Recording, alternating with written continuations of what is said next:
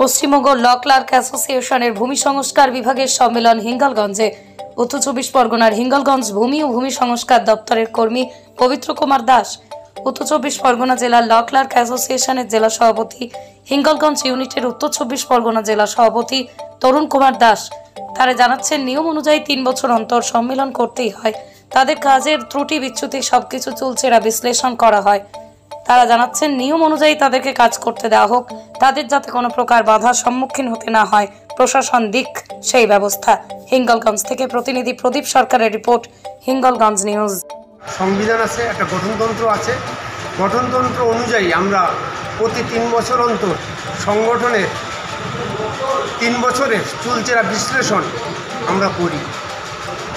আমরা 3 বছরে কি করতে পেরেছি সংগঠন আমার শ্রেণীর জন্য, আমরা কি করতে পারিনি, কেন পারিনি, তার প্রতিবন্ধকতা কোথায়, আমাদের কাজে কোথায় বাধা সৃষ্টি হচ্ছে, প্রতিবন্ধকতা সৃষ্টি হচ্ছে। বিভিন্ন সময়ে বিভিন্ন প্রশাসনিক আধিকারিকদের দ্বারা আমরা কাজের ক্ষেত্রে তাদের দ্বারা বাধার সম্মুখীন হচ্ছি। কখনো বিডিও, কখনো বিএলআরও, কখনো কোনো আরও, কখনো কখনো দেখা যাচ্ছে আমাদের কাজের ক্ষেত্রে বহিরাগতদের একটা অংশের হস্তক্ষেপ, যেটা আমাদের সংগঠনের স্বাতন্ত্র্যতা নষ্ট করে। আমাদের সংগঠন অরাজনৈতিক সংগঠন, পশ্চিমবঙ্গ ল ক্লার্ক অ্যাসোসিয়েশন পশ্চিমবঙ্গের তথা ভারতবর্ষের একটা বৃহত্তর অরাজনৈতিক সংগঠন, যেটাকে বিভিন্ন সময় বিভিন্ন রাজনৈতিক হস্তক্ষেপে কালিমালিপ্ত করার চেষ্টা হয়।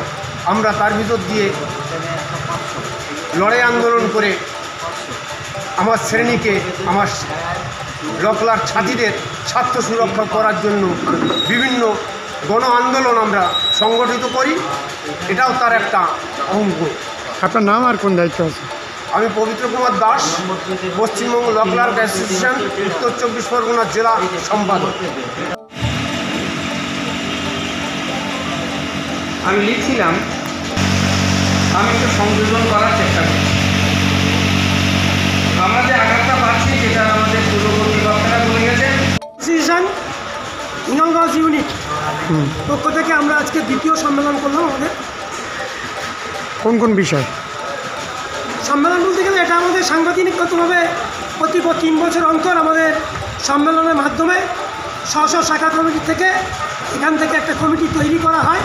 সেই কমিটি আবার জেলা কমিটি হয়, জেলা কমিটি থেকে রাজ্য কমিটি হয়। এটা হচ্ছে আমাদের সাংগঠনিক প্রসেস সম্মেলনের মাধ্যমে। কোন কোন বিষয় তুলে ধরলেন আজকের বিষয় বলতে গেলে আমাদের সমস্ত ল ক্লার্করা তাদের কাজের ক্ষেত্রে যে পরিস্থিতি হয়ে গেছে, বিশেষ করে বিএল অফিসেতে বিভিন্ন বাধার সম্মুখীন হচ্ছে, সে বিষয়ে তারা আলোচনা করলেন। এবং আমাদের দীর্ঘদিনের যে দাবি দেওয়া রাইট টু অ্যাক্ট, সে ব্যাপারেও আমরা আলোচনা করলাম। আমাদের দীর্ঘদিনের দাবি, আমাদের সম্মানের সাথে যারা আমরা লাইসেন্স প্রাপ্ত ল ক্লার্ক আছি, তারা যাতে সুষ্ঠুভাবে বিএল অফিসে কাজ করতে পারি, তার যাতে ব্যবস্থা করা যায় সে কথা আলোচনা। কেন আপনার বাধারমুখী পড়ছেন কি? হ্যাঁ। কোন কোন বিষয় বাধারমুখী পড়ছে? বাধার বিষয় বলতে গেলে বলছি, আমাদের যে ল ক্লার্ক আছে সেসব ল ক্লার্করা কাজ করতে পারবে না। কখনো ভিডিও, কখনো বা অন্যান্য আধিকারিকগণ তারা বিভিন্নভাবে আমাদের চাপ সৃষ্টি করছে যে না, কাজ করতে পারবে না, তোমরা ল ক্লার্ক হিসেবে ঢুকতে পারবে না, অফিসে কোনো কাজ করতে পারবে না। আপনার নাম? তরুণ কুমার দাস। কোন দায়িত্ব আছেন? আমি উত্তর চব্বিশ পরগনা জেলা সভাপতি। আব্দুল বাবুকে আমরা কাছে পেয়েছি উদ্বোধন প্রতিনিধি হিসাবে। সঙ্গে আমাদের আছেন সম্পাদক